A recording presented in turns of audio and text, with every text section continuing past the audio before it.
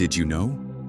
There are many types of crocodiles in the Amazon River, but the largest type is the black caiman, Melanosuchus niger.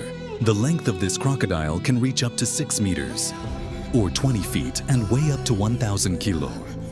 For example, this size is the same as a small school bus in length black. Caimans are found in fresh waters such as rivers, lakes, swamps, and flooded areas in the Amazon River basin. The black caiman is one of the largest predators in the Amazon and is at the top of the food chain, competing with anacondas in the river's ecosystem.